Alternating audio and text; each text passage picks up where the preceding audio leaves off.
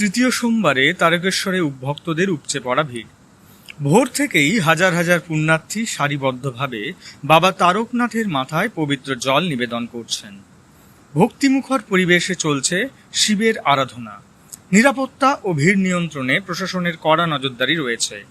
শ্রাবণ মাসের এই পবিত্র দিনে বোল বাম ধ্বনিতে মুখরিত হয়ে উঠেছে তারকেশ্বর ধাম। কবে বৃহস্পতিবার বেরিয়েছো? কবে পৌঁছবে? মঙ্গলবার আসা আছে, কালকে জলযাত্রী বেশি হয়ে যায়।